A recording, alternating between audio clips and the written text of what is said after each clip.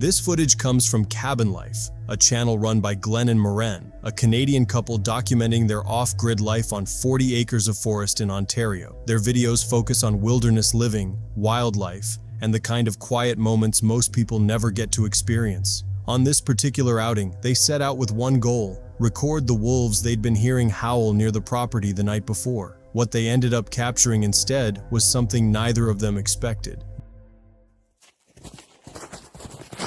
Hi, I'm Glenn. I'm Maureen. We heard the wolves howling again last night. So today we're placing our recorder near the location that we heard the wolves howling from, right near our off-grid cabin on our 40 acres here in the wilderness of Ontario, Canada.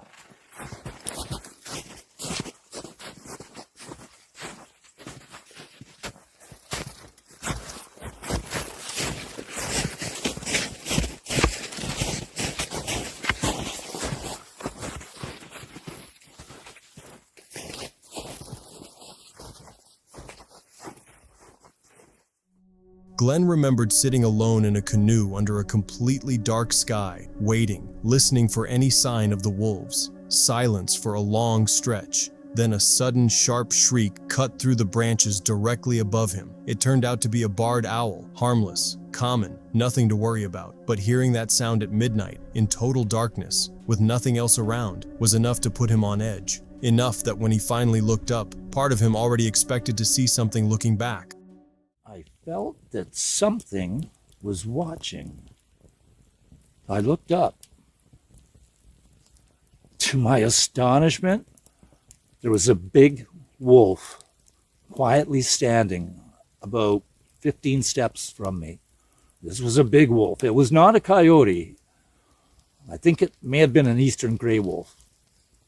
And when I first saw this majestic wolf standing there watching me, as I dabbled playing with the rocks in the stream, I was surprised, not just by its presence, but by the fact that it was just standing there. My immediate thought was, am I in danger? The standoff held in complete silence. Glenn rose slowly, kept his eyes locked on the wolf, and avoided any sudden movement. Exactly what you're supposed to do, in theory. Then, without warning, the wolf cleared the creek in a single leap and started up the hillside. No hesitation, no urgency. It simply walked away at its own pace until the trees swallowed it from view. My curiosity got the better of me, and I thought, should I? I may never get this opportunity again. Should I give a short howl? Just to see? Dare I? So I gave a nice howl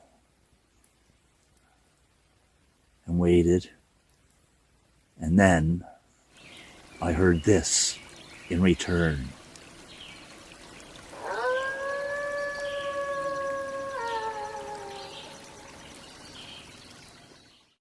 Afterward, Glenn thought about the advice people are always given for a wolf encounter. Stay calm, hold your ground, make yourself look larger, don't run. It's simple enough to say, it's a very different thing to actually do it, standing a few yards from a wild wolf with nothing between you but silence. What do you say we be packing up, heading on back to the cabin? That sounds like a plan. Sounds like a good idea. Okay, well, all packed up. That was a nice coffee, and back we go through the bush towards the trail, and keep your eye open for eye shine.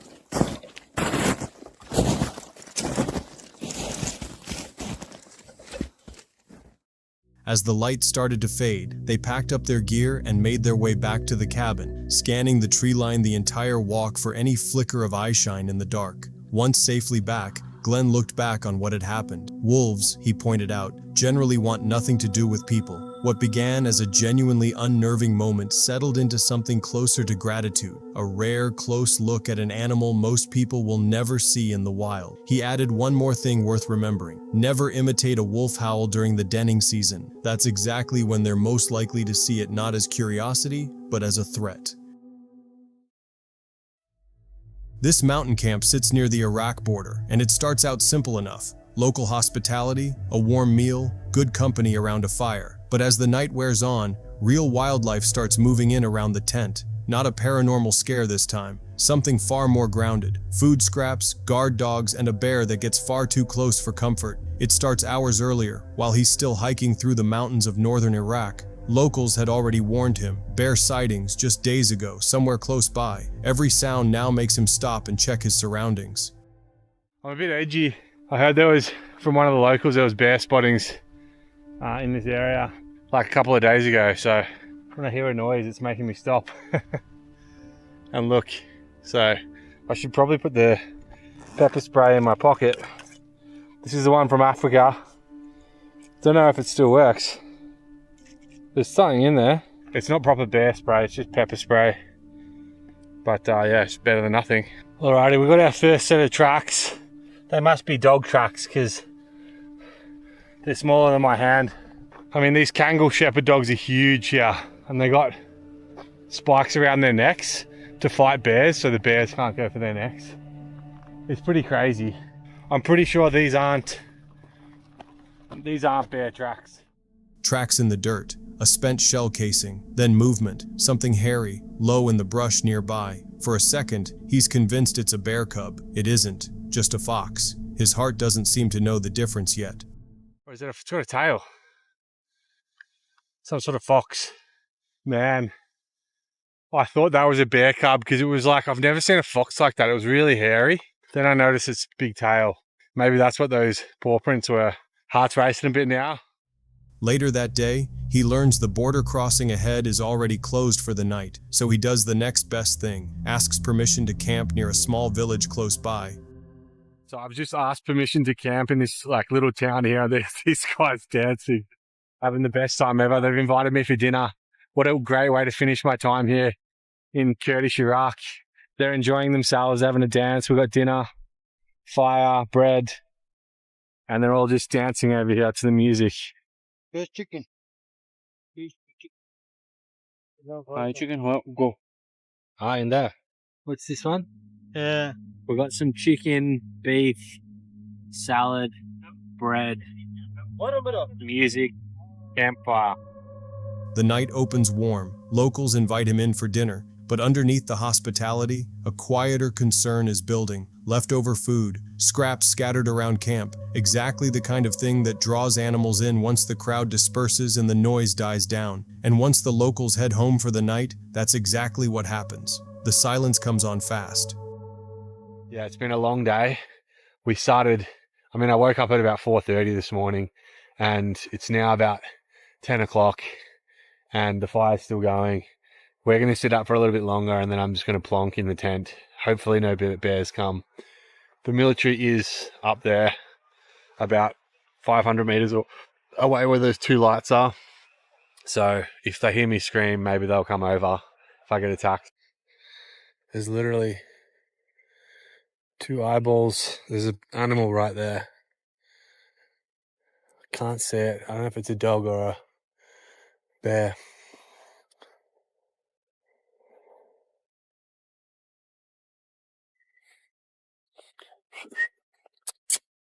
Doggy. I think it's a dog. See a tail wagging. It's either a wolf or you can just see the outline of it there. Must be one of those dogs familiar. Oh, thank God. Man, there's stuff moving everywhere. I just kicked this on the way back to my tent. Wolves start howling somewhere past the tree line. Eyes catch the light at the edge of camp, and it starts to sink in. He's sleeping a few feet from food scraps, with nothing standing between him and whatever's moving out there except a couple of dogs he met only hours ago. Then the dogs react, all at once. That's when things stop feeling routine.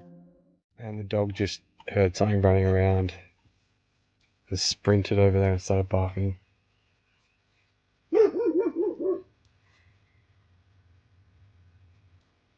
I hope these dogs stick around.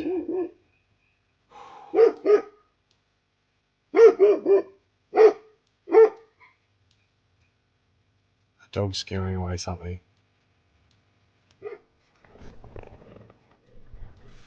Oh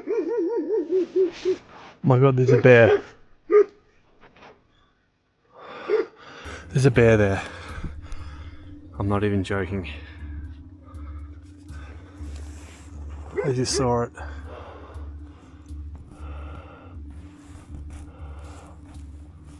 Holy shit. Oh man, this is not good. I literally just saw the bear.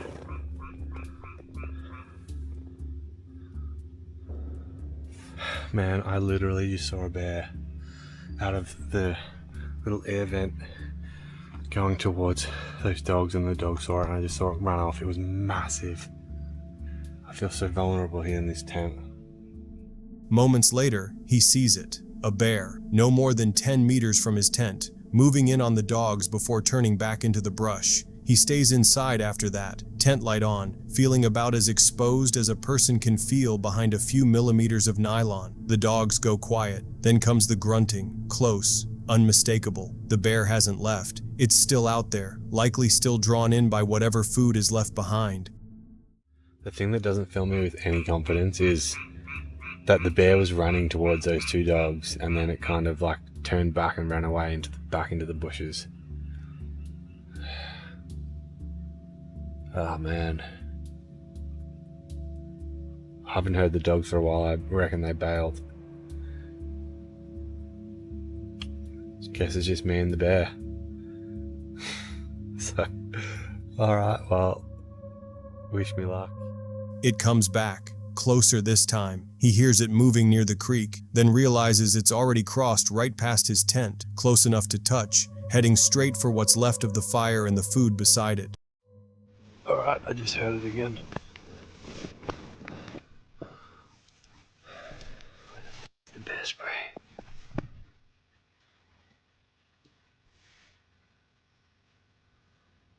Oh my god, it's just right there. Hi, bear.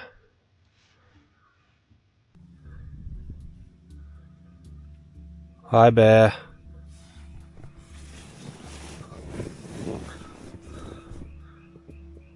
Hi, bear. I'm in here. Leave me alone. Hi, bear. Oh, it's just so fun. Then it gets worse. The military patrol shows up and takes the dogs with them, his only real buffer between himself and whatever's still circling camp. No fire left burning, no dogs, just him, the dark, and more sounds closing in. Not long after, he hears it again. This time, 2 more eyes appear in the dark, watching from somewhere he can't quite place. Just heard another noise. What the hell is that? My god, do you hear that?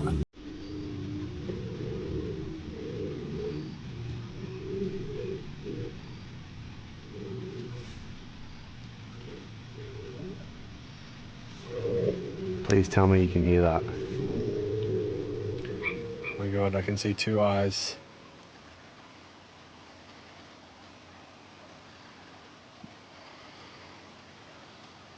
What the hell? Man. What the f?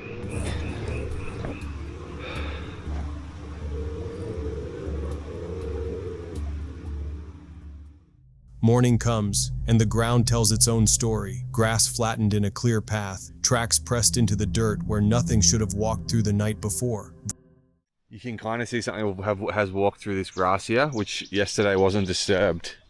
I don't know if you can see the footsteps, but I saw the bear come out from here, came out from this bit here, got scared by the dogs and then sprinted back in. So you can see we're like 10 meters from the tent right now. It was freaking massive. Honestly, it was huge, and yeah, it scared me a bit. Yeah, you can see it's been disturbed here as well. So yeah, wonder if we can see some footprints somewhere today. Maybe in the mud we can see some.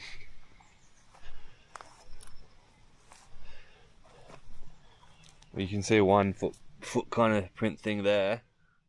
And the food, the chicken, the bread, all of it, completely gone. Whatever moved through that camp overnight didn't just pass by, it came close enough to take exactly what it wanted while he slept only a few feet away.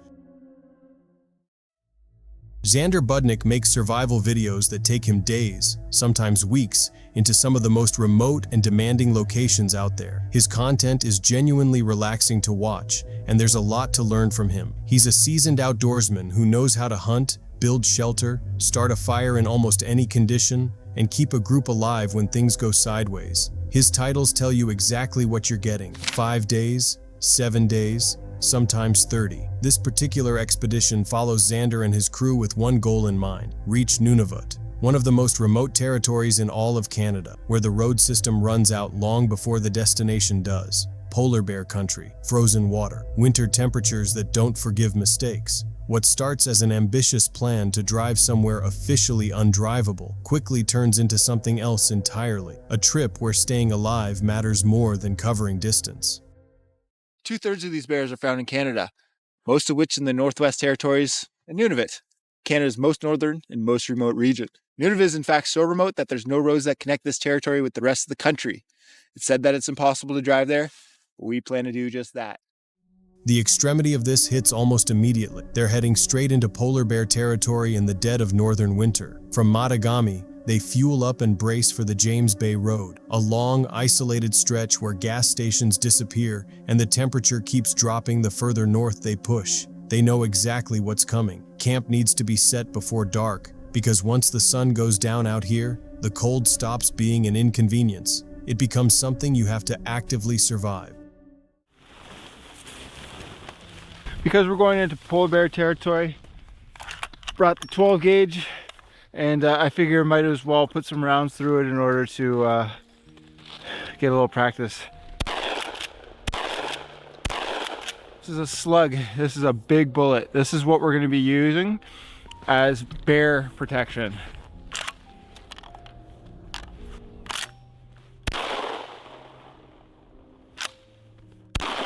Oh yeah, that was way harder. Sweet. Love that. Their first night out sets the tone for exactly how unforgiving this trip is about to become. Calling it a bed. We have a couple hours of driving to get to the most northeastern part of Quebec that you can access via the road. And from there we'll be making some moves into Nunavut. But it'll all make sense tomorrow. So stay tuned for that. But for now, it's bedtime. By morning, the temperature has dropped to around -30, a brutal, frozen start that leaves no doubt about what kind of road they're actually on. As they approach Chisasibi, on Cree First Nations land, the plan starts to feel less certain. Their route into Nunavut runs straight through the frozen expanse of James Bay. But before anyone commits to that, they need local knowledge first. Arctic ice isn't something you gamble on, not out here. Find out soon enough. The way we'll be driving to the most remote regions of Canada, the most remote territory of Canada, is by a technicality. But we'll find out soon. We're meeting up with our buddy Edward Bearskin. He's First Nations Cree. He's been a big help throughout our entire planning stage, and we're gonna pick his brain and see if this is possible, because the Arctic Ocean is no joke. And we had a little bit of lunch, and now we're gonna go down to James Bay, the Arctic Ocean, and check to see what the ice conditions are, but more importantly the snow conditions. We're just gonna go check it out. There. It's just this part, eh? It's just this part. Does CAA come out here? Who? CAA? No. They do come. Do what you gotta do, planet. Put it out. Maybe Adam like going out there because, like, you know, once we start setting, hey, hold his in. we're gonna go camping. So we're not going to try for Nunavut today. There's not enough daylight left. We're going to pick up some wood and Max has some news. Well, I think there's a. They set up camp near James Bay, fully aware they're sleeping in polar bear territory. The cold is intense enough that one of them jokes about his eyelids freezing shut. Half a joke, maybe. The night carries a real physical sense of exposure this far north, the kind that reminds you exactly how far from help you actually are. And there's only one road that leads here, and that's the James Bay Highway. Pretty surreal stuff, pretty awesome. Cold as heck. Time to get camp set up. I am freezing. My nose is falling off. The turning point comes after a conversation with local public safety. Driving the truck out onto the ice gets ruled out completely. Too dangerous. No margin for error. Rather than force the original plan and risk everything on frozen water, they make the harder call. They'll cover the rest of the distance on foot. So we had a bit of a change of plans. We consulted the public safety officer of Chisholm, and he said that it's not a good idea to drive the truck out on the ice. We have a contingency plan, and that's to use our pulks. So we're gonna be hiking out to Nunavut in just a little bit after we got packed. But we think this is for the better. We did consult Toyota as well, and the tech said that even though the Toyota is a pretty badass vehicle, it doesn't do so well under the water. With the vehicle route off the table, they push forward anyway, on foot, into Nunavut. The subarctic landscape doesn't ease up just because the plan changed. Brutal cold, minimal shelter, nothing but fire and stubbornness standing between them and the night.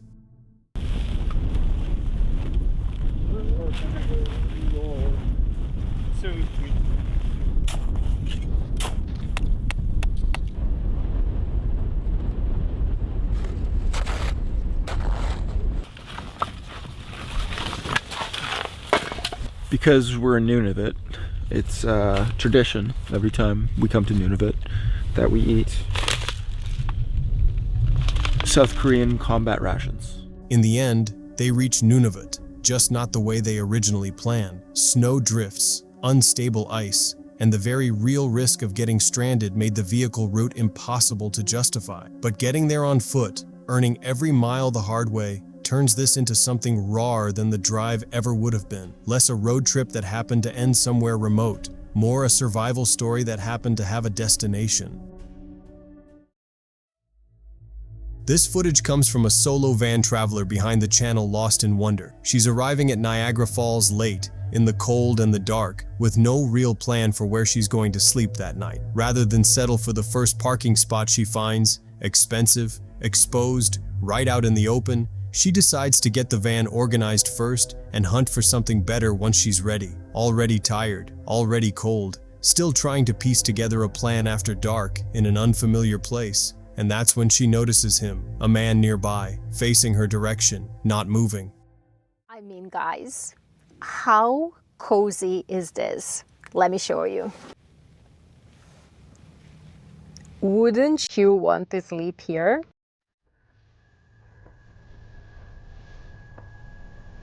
There's a creepy guy looking at me.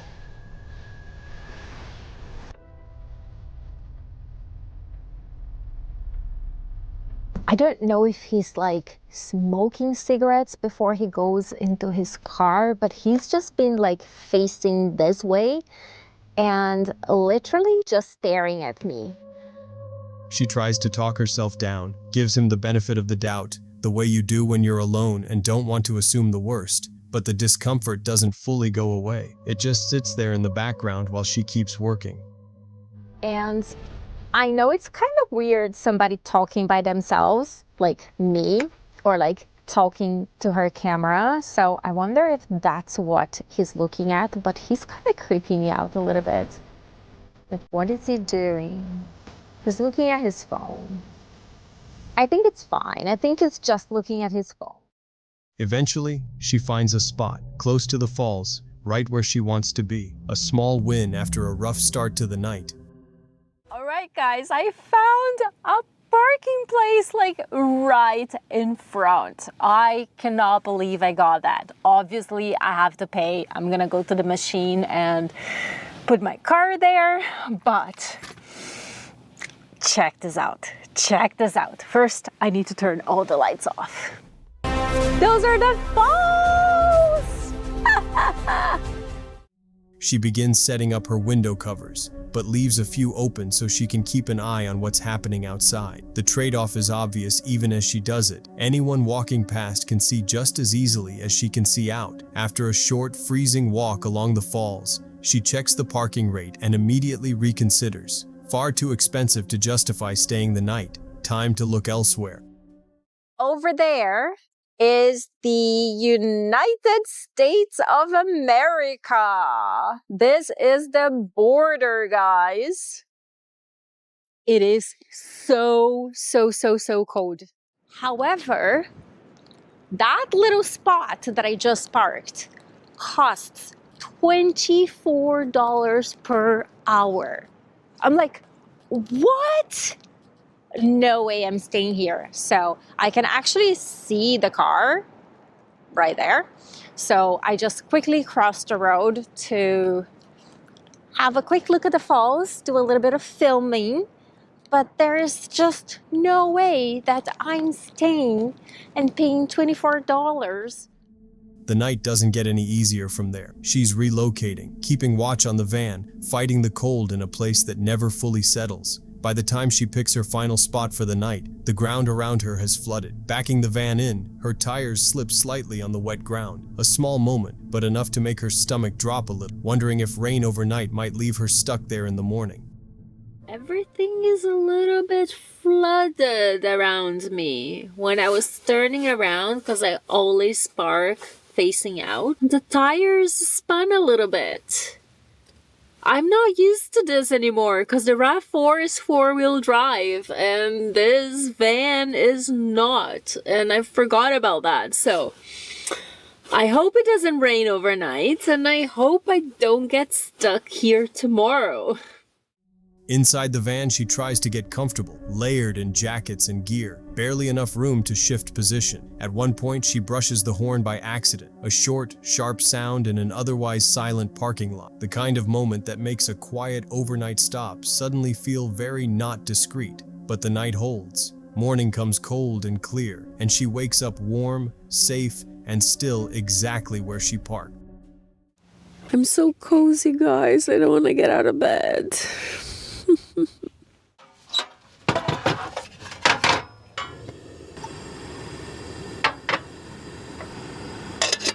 The smell of freshly ground coffee. Nothing dramatic happened here. No confrontation, no chase, no clear danger. But the man watching her in the dark, the windows she couldn't fully cover, and the very real possibility of being stranded by morning, together, they made this one of the more tense nights of the whole trip. Sometimes it doesn't take a monster in the woods. Sometimes it's just enough uncertainty, stacked one small thing on top of another, to keep you wide awake until sunrise. Folkers Herholt is a South African survivalist who spends his nights alone in some of the most dangerous wilderness on the continent. His channel is dedicated to solo survival challenges in the raw African bush. No crew, no backup, just him and whatever the wild decides to send his way. Leopards, buffalo, apex predators that could end the night early. But in this particular video, on the night of June 23, 2026, deep in the Klaserie area just outside Krueger National Park, the bush sent him something he wasn't prepared for. Two things actually, and neither of them waited for him to fall asleep. I think it's time to get a bit of wood together. It's really weird. There are these dark clouds here. It feels like summer.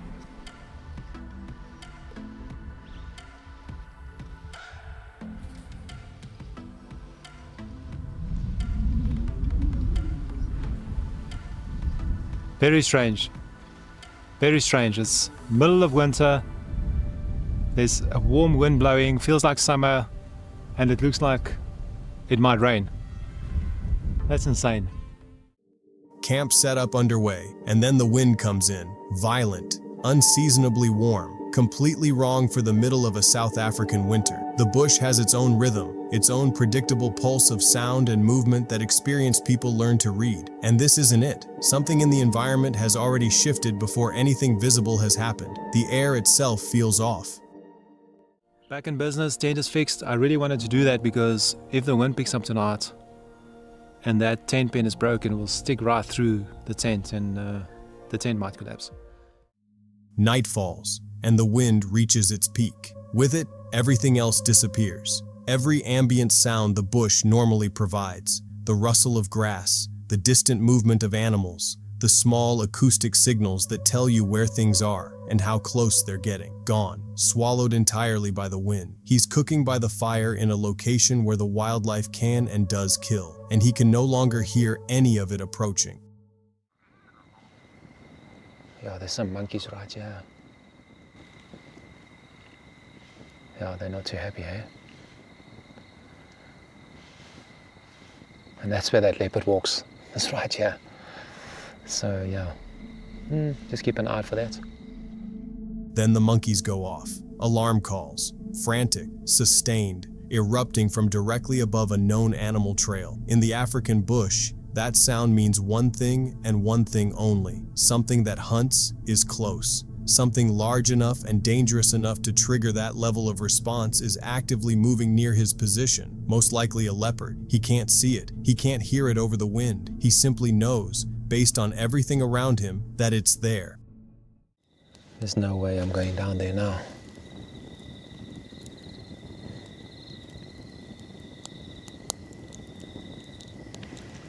So I'm in my tent, in bed, comfortable, and this is insane. I'm not used to this anymore. It feels so cool. I did hear something here, though. There's something very close. I'm gonna sleep under the stars now. Not really. Under African skies, in a tent. You can say it that way. But until later, if I hear anything, I will obviously record it, even if it's just audio. But for now, I'll see you tomorrow. Good night.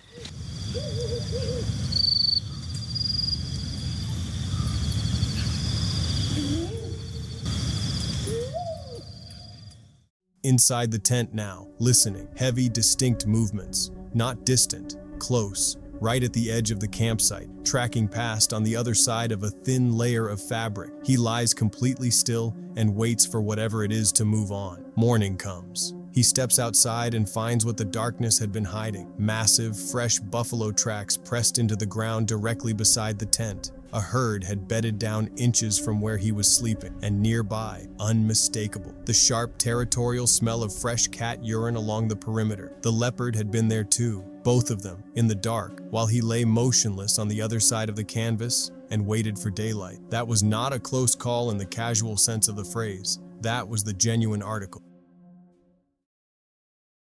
And that's it for tonight's video. If you enjoyed this video, leave a like and subscribe if you haven't already. New videos drop every week and you won't want to miss what's coming next. Drop a comment below. Which story got to you the most? Or share your own if something like this has ever happened to you. Stay safe out there. I'll see you in the next one.